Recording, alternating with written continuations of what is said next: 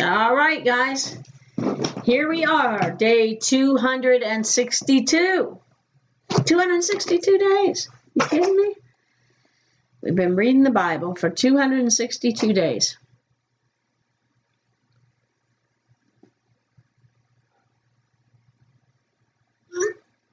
Okay. So, what are we going to do here? We are going to read out of, we finished the New Testament. So we started yesterday in Matthew. We read Matthew 1, so today's Matthew 2. Starting over the New Testament again. And that way we're going to just start and read through the New Testament again.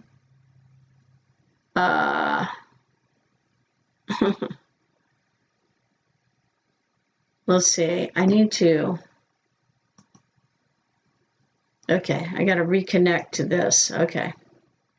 Because we just got through doing that silver and gold show. So, here, we'll start all over again. Okay.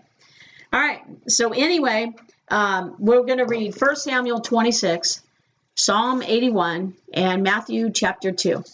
Because we finished the New Testament 2 days ago, day 260. And then yesterday we started reading the New Testament all over again. Because we're only in the 9th book of the Old Testament. We're in 1 Samuel. We've read Genesis, Exodus, Leviticus, Numbers, Deuteronomy, Joshua, Judges, Ruth, 1 Samuel. That's where we're at today. So I'm going to read out of the New Living Translation. Probably for all 3 of the chapters that we read today. So Saul's still, he was going to stop chasing David. He felt bad yesterday, but guess what? Now he's after him again. So that's where we're at in that. How are you guys all doing today anyway? Let me know who you are and where you're watching from, if you don't mind. You may not want anybody to know that you're actually watching me, especially after you watch the Silver and Gold show. Jamie was here, and we went ahead and did a impromptu Silver and Gold show, and it was interesting. It's really a show about nothing. That's what that Silver and Gold show is. It's a show about nothing. And so anyway, you guys, some of you like it. All right. I think I see Stella. Let me turn into Mrs. Romper room now. I see Stella and Gail. Hey, Stella, how are you guys? Shalom, shalom. Miss Chrissy's watching again. She tuned in. Chrissy, you tuned into the Silver and Gold show. I kicked Jamie out of my house and told her to go home so I could do my Bible reading, because you can only take so much of that, I mean, of the Silver and Gold show. We just get on here and we just ad lib, whatever happens. So it was kind of fun. It's fun to get on the Silver and Gold show. But anyway, guys, we are on day 262 of the Daily Bible Reading with Linda Weber. Do you believe we have read for 262 days on here, online? So we're going to read 1 Samuel 26, Psalm 81, and Matthew chapter 2. Okay? Starting all over. So we're just going to keep reading the Bible. So you can tell everybody now that you've read the New Testament all the way through. Okay? So, but we're only in the 9th book of the Old Testament. It's a lot longer, obviously. So now you know it takes 260 days to read through the New Testament. If you only read 1 chapter a day, it takes 260 days. All right, let's go ahead and read 1 Samuel 26. Like I said, I'm going to read out of the New Living Translation. Now, some men from Ziph came to Saul at Gibeah to tell him, David is hiding on the hill of Hachilah, which overlooks Jeshimon. Remember, yesterday Samuel died, and then David married Abigail. Remember Abigail? So we read all that yesterday, and so now David's still hiding, though, from Saul, because So Saul took 3,000 of Israel's elite troops and went to hunt him down in the wilderness of Ziph. So here he goes. David literally spared his life yesterday. David could have killed him. Remember, Saul went into that cave. He went into the cave and to relieve himself. And then he took a nap. And while he was taking a nap, David went in and cut off a piece of his garment. And then he revealed to Saul later, hey, I could have killed you. So Saul was really repentant. He realized, oh my goodness, he could have killed me. So he said, basically, you're a better man than I am, And there's a lesson in this too about how we should treat people that are mean to us, that abuse us, our enemies. There's a lesson in that of how we should treat them, right? David had every right to kill him, to kill Saul, but he didn't do it. He loved Saul, even though Saul was trying to kill him 20 some times, trying to kill him, Hey, Bridget, how are you? So Jesus said, bless your enemies, pray for them, and that is not our human nature. Our human nature says, you know what? I'm going to get you. You did this to me. I'm after you now. You know what I'm saying? But, and God said David was a man after his own heart. So we've got to learn a lesson in this, guys. 20 some times Saul tried to kill David. And then here David had that opportunity to kill him. He was right there. He could have cut his throat, but he didn't do it, And he loved Saul, and he was trying to, as mean as Saul was to him. Sometimes even members of our own family are our worst enemies. Jesus said that. He said that was going to happen. That one day that mothers are going to be against daughter, and kids are going to be against their parents, parents against kids, and he says the members of your own household will be your worst enemies. We need to learn now how to treat people and how to do things God's way. Because when we do things God's way, we're always going to be right. It's always going to be the right way. So even if it's members of your own household, if they're coming against you, just love them. And revenge is mine, saith the Lord. And one day, people are going to ridicule you because you're on fire for God and you're serving him. And Jesus said, they persecuted me. They're going to persecute you too. So we know that's going to happen. But when that happens, then they know there's something different about you. They're actually watching you. And then I know so many people, their family members and friends watched them for a long time to see, is this real?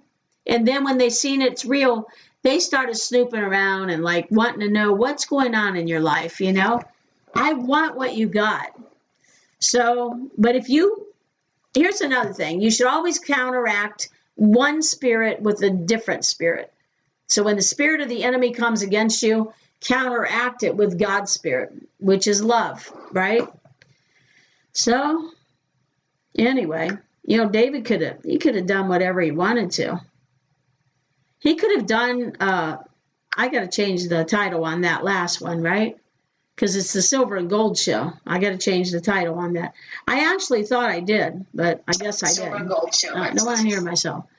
But I do want to share this video. And if you guys wouldn't mind sharing that on your page, let's get the word out there. Let's get people reading the Bible. So important to read the Bible. All right. So anyway, so Saul's going after David again. So Saul camped along the road beside the hill of Hachilah, and that's where David was hiding, near Jeshimon, where David was hiding. When David learned that Saul had come after him into the wilderness, he sent out spies to verify the report of Saul's arrival. Because he didn't really, who knows if he really thought Saul was going to still come after him after he spared Saul's life like he did, David slipped over to Saul's camp one night to look around. Saul and Abner, son of Ner, the commander of his army, were sleeping inside a ring formed by the slumbering warriors. Who will volunteer to go in there with me? David asked Ahimelech, the Hittite, and Abishai, son of Zeruiah, Joab's brother. Who will volunteer to go in there with me? Bridget said, yeah, I've been going through this a lot. Walk in opposite spirit. It breaks that usually immediately. Absolutely. It does. Because if you come against in the same spirit as they're operating in, it's only going to cause more of an argument. See, when my oldest grandchild was in kindergarten, I used to pick him up from school every day. So I picked him up one day and he said, Grandma, this girl, she picks on me every day. She calls me fat and ugly and, just calling him names. And she was really hurting his feelings because he was a very sensitive kid, And I told him, I said, listen, tomorrow when you go to school and she starts picking on you, when she calls you those names, tell her, say, you're a really pretty girl. You know that? Yeah, I really like you and I'd like to be your friend. And I told him to say these things to her. And guess what? He went to school the next day. She started calling him names and picking on him. And he said what I told him to say. And guess what? She didn't know what to say. He said she turned around and walked away from him. And then throughout that year, she never bothered him again. Because, see, she was wanting an argument. She was wanting a fight. But when he did not engage in that, but he actually came against in an opposite spirit, she didn't know how to handle that. And so anyway, that's how we have to operate. It's God's way. Always think about Jesus, what they did to him. And then he said, Father, forgive them. They don't know what they're doing. After they pulled his beard out and they spit on him and they beat him and all the terrible things they did to him. Father, forgive them, for they know not what they do. So I'll go with you, Abishai replied. So David and Abishai went right into Saul's camp and found him asleep. This was God, right? God gave David another opportunity. He found him asleep with his spear stuck in the ground beside his head. So Abner and the soldiers were lying asleep around him. Now, they were supposed to be staying awake and guarding the camp, right? But they were all asleep. God put them in a deep sleep. God has surely handed your enemy over to you this time, Abishai whispered to David. Let me pin him to the ground with one thrust of the spear. I won't need to strike twice. No, David said, don't kill him. For who can remain innocent after attacking the Lord's anointed one? Surely the Lord will strike Saul down someday, or he will die of old age or in battle. So he says, basically, revenge is mine. God said that. Revenge is mine, saith the Lord. And he said, the Lord forbid that I should kill the one he has anointed. So that's another thing. And I talked into it a lot yesterday. I spoke into it a lot yesterday on the Bible reading about touching God's anointed. We need to not talk about people like, men and women of God that are anointed. We're all anointed. But when God has put somebody in a position, especially pastors have to go through this, just keep our mouths off of them, because I have literally seen people lose their mind. They went crazy. And I've seen this twice is right on the top of my head is what I'm thinking of two people right now, literally lost their mind for coming against an anointed man of God. So it's really, really dangerous. Now all these people, I'm thinking of quite a few. And it's dangerous to talk about a man or woman of God, And actually, Jesus said, when you persecute them, you're persecuting me. So the Lord forbid that I should kill the one he has anointed and take his spear. But take his spear and that jug of water beside his head. And then let's get out of here. So David took the spear and jug of water that were near Saul's head. Then he and Abishai got away without anyone seeing them or even waking up, because the Lord had put Saul's men into a deep sleep. David climbed the hill opposite the camp until he was at a safe distance. Then he shouted down to the soldiers and to Abner, son of Ner, "Wake up, Abner." "Who is it?" Abner demanded. "Well, Abner, you're a great man, aren't you?" David taunted. "Where in all Israel is there anyone as mighty? So, Why haven't you guarded your master, the king, when someone came to kill him? This isn't good at all. I swear by the Lord that you and your men deserve to die because you failed to protect your master, the Lord's anointed. Look around. Where are the king's spear and the jug of water that were beside his head? Saul recognized David's voice and called out, "Is that you, my son David?" And David replied, "Yes, my lord the king. Why are you chasing me? What have I done? What is my crime? But now let my lord the king listen to his servant. If the Lord has stirred you up against me, then let him accept my offering. But if this is simply a human scheme, then may those involved be cursed by the Lord. For they have driven me from my home, so I can no longer live among the Lord's people. And they have said, 'Go worship pagan gods. Go worship pagan gods.' Must I die on foreign soil, far from the presence of the Lord? Why has the king of Israel come out to search for a single flea?" So he's comparing his life, David's comparing his life to a flea. Why would a king go take his entire his army and go search for a flea? Right? Like, I'm nothing. What is it about me that you want to kill me, you know? Why does he hunt me down like a partridge on the mountains? And he compared himself to a partridge.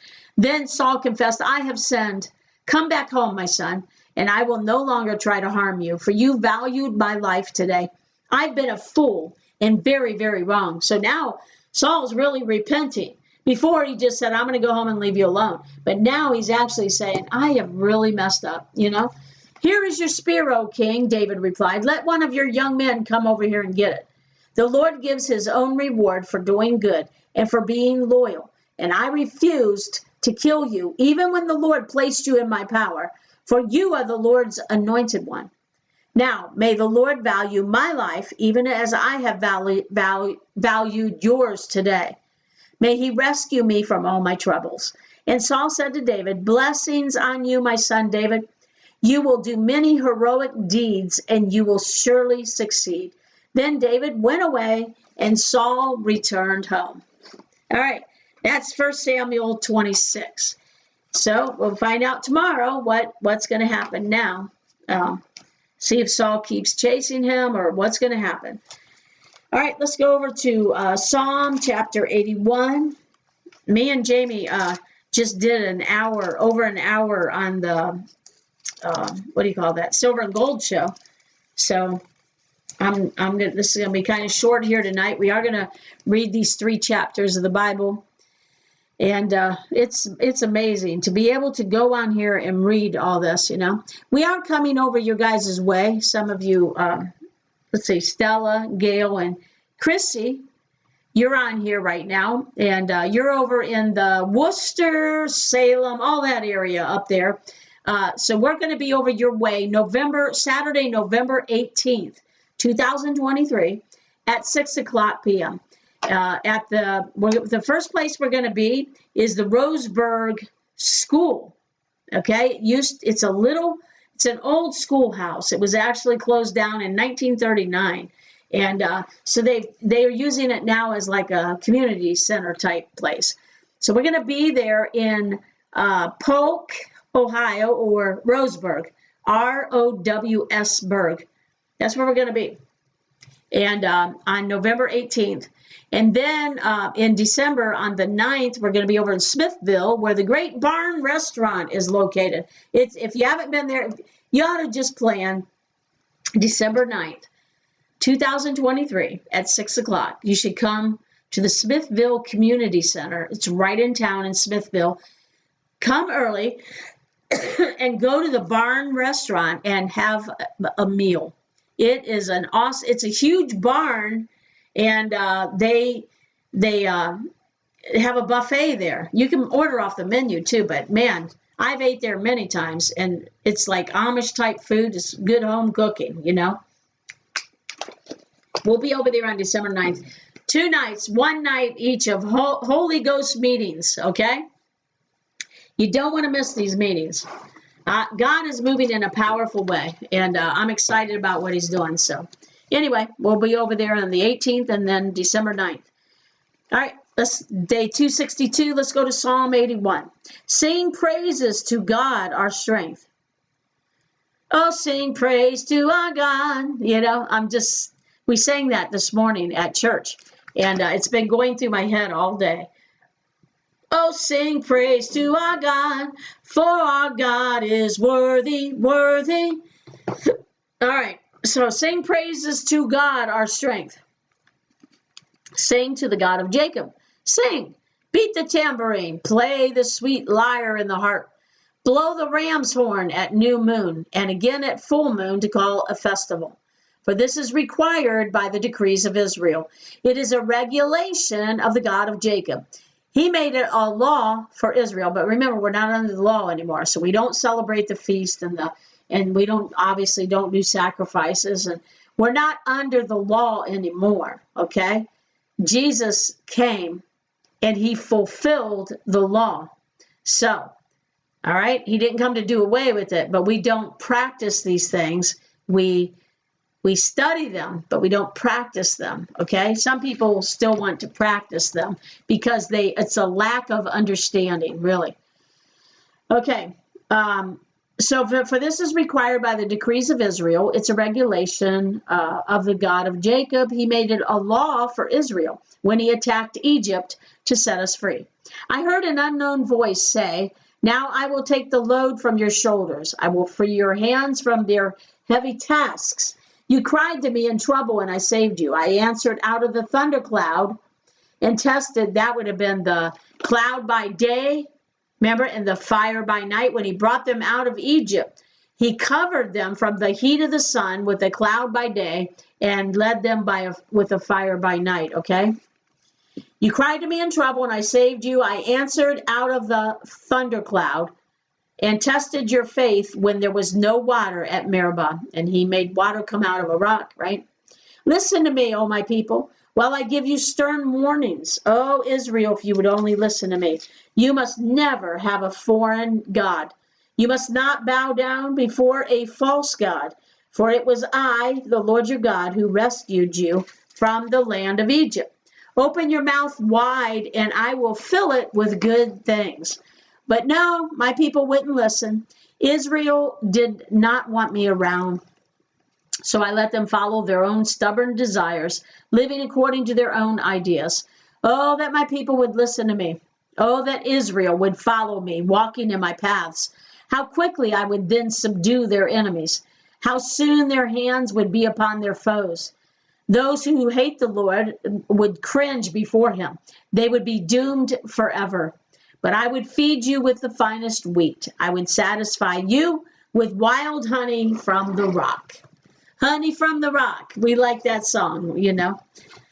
Oh, boy. Okay, guys, this is day 262. We've read Genesis, Exodus, Leviticus, Numbers, Deuteronomy, Joshua, Judges, Ruth, 1 Samuel. We're still in the 9th book of the Old Testament. And we read one chapter out of the Old Testament, one chapter out of Psalm, and then Proverbs. We've already read through Psalm and Proverbs, and now we're back in Psalm, you know, throughout the 262 days. Guys, you understand how awesome this has been that we've been able to come on here and spend time together for 262 days doing the Bible reading?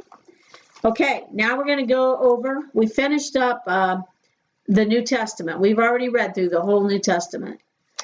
Matthew, Mark, Luke, and John, Acts, and Romans, 1 Corinthians, 2 Corinthians. You know, that's a song that we do with the kids where we're teaching them the 66 books of the Bible. Matthew, Mark, Luke, John, Acts, Romans, 1 Corinthians, 2 Corinthians, Galatians, Ephesians, Philippians, Colossians, 1 Thessalonians, 2 Thessalonians, 1 Timothy, 2 Timothy, Titus, Philemon, Hebrews, James, 1 Peter, 2 Peter, 1 John, 2 John, 3 John, Jude, Revelation. We've read all of it. We read it all the way through. So it takes, if you read one chapter a day in the New Testament, it will take you 260 days to read it, just reading one chapter a day. So what if you read 2 chapters a day, you know? So it'd take you 130 days to read it, right? What if you read 3 chapters a day? Don't make me do any more math. I'm not doing it. I flunked math, you know. All right. Who's on here? Anybody on here? Anybody out there? Am I all alone tonight? I suppose I am. Story of my life. No, Jesus said, I'll never leave you. I'll never forsake you. So I know he's there. Chrissy, you're still here. That's awesome. Okay. Anyway, let's go to Matthew chapter 2, and we'll finish up here. I'm still reading now the New Living Translation. Jesus was born in Bethlehem in Judea during the reign of King Herod. About that time, some wise men from eastern lands arrived in Jerusalem, asking, "Where is the newborn King of the Jews? We saw his star as it rose, and we have come to worship him." King Herod was deeply disturbed when he heard this, as was everyone in Jerusalem. He called a meeting of the leading priests and teachers of religious law and asked, "Where is the Messiah supposed to be born?" See, he was disturbed by this because he's thinking this baby who is being called a king of the Jews, he's going to take my place, you know? So he's disturbed about it, but he's going to pretend like he's not. He wants to worship, right? In Bethlehem in Judea, they said, for this is what the prophet wrote. And you, O Bethlehem in the land of Judah, are not least among the ruling cities of Judah, for a ruler will come from you who will be the shepherd for my people Israel. Then Herod called for a private meeting with the wise men, and he learned from them the time when the star first appeared. Then he told them, "Go to Bethlehem and search carefully for the child, and when you find him, come back and tell me, so that I can go and worship him too." Now, he wasn't really going to worship him, was he? He's gonna try to off him, because he's like, he ain't going to come and take my place. After this interview, hey, Stella, you guys are still on here. After this interview, the wise men went their way, and the star they had seen in the east guided them to Bethlehem. It went ahead of them and stopped over the place where the child was. When they saw the star, they were filled with joy. They were filled with joy. Guys, when they saw the star, they were filled with joy. Joy, okay? In God's presence is fullness of joy. They entered the house and saw the child with his mother, Mary, and they bowed down and worshiped him. Now, he was about 2 years old by the time they got there, okay? So they opened their treasure chest and gave him gifts of gold, frankincense, and myrrh. Mary and Joseph was the parents. Obviously, we know Joseph wasn't the father because God, the Holy Spirit, overshadowed Mary as a virgin. So God was his father. But they raised Jesus, and God supplied right from the get-go. He supplied provision by these wise men bringing him gifts of gold, frankincense, and myrrh. These were treasures worth a lot of money, you know.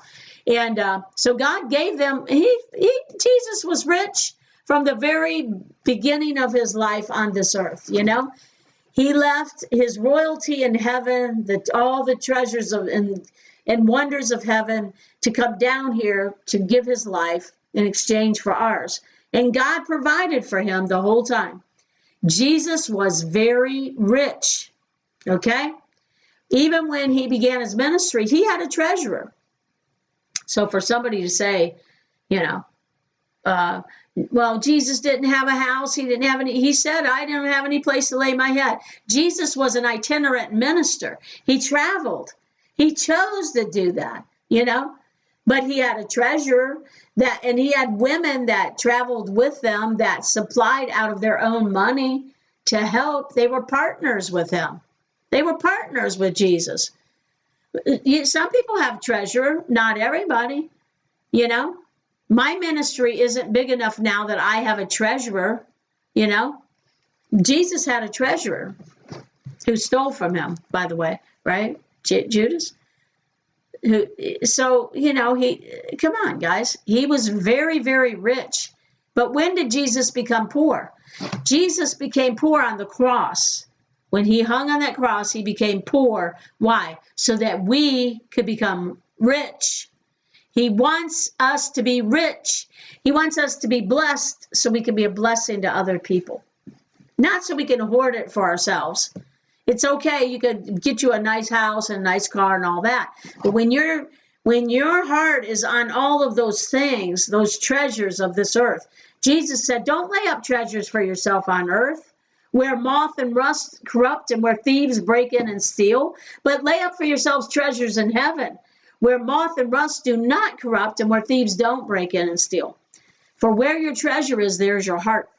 So when you partner with ministries and you give money to your church, you're laying up treasures in heaven. When you're helping other people, come on, guys, that's what it's all about. That's what it's all about.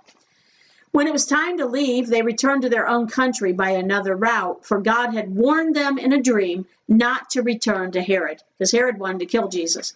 After the wise men were gone, an angel of the Lord appeared to Joseph in a dream. Get up, flee to Egypt with the child and his mother. The angel said, stay there until I tell you to return, because Herod is going to search for the child to kill him. That night, Joseph left for Egypt with the child and Mary, his mother, and they stayed there until Herod's death. This fulfilled what the Lord had spoken through the prophet, I called my son out of Egypt. Herod was furious when he realized that the wise men had outwitted him. He sent soldiers to kill all the boys in and around Bethlehem who were 2 years old and under, based on the wise men's report of the star's first appearance. Jesus was about 2 years old at that time. Herod's brutal action fulfilled what God had spoken through the prophet Jeremiah. A cry was heard in Ramah, weeping in great mourning. Rachel weeps for her children, refusing to be comforted for their dead. Herod had all the boys, all the boys 2 years old and under killed. He got them all killed. When Herod died, an angel of the Lord appeared in a dream to Joseph in Egypt. Get up, the angel said. Take the child and his mother back to the land of Egypt, because those who were dead or who were trying to kill the child are dead. So Joseph got up and returned to the land of Israel with Jesus and his mother. But when he learned that the new ruler of Judea was Herod's son, Archelaus, he was afraid to go there. Then, after being warned in a dream, he left for the region of Galilee. So the family went and lived in a town called Nazareth. This fulfilled what the prophets had said. He will be called a Nazarene. And that ends day 262 of the Bible, of the daily Bible reading. So thanks for tuning in, guys. And we got to get used to gaining an hour. What are we going to do with this extra hour, right? I'm actually really tired right now because it's actually going on 10 o'clock instead of 9 o'clock. But according to setting our clocks back, it's only going on 9 o'clock when actually it's really going on 10 o'clock. Now that I have you totally confused, have a good rest of your night. And I'm going to get off of here. And I'll see you guys tomorrow with day 262 of the daily Bible reading. God bless you. See you tomorrow. Keep reading your Bible. Bye-bye.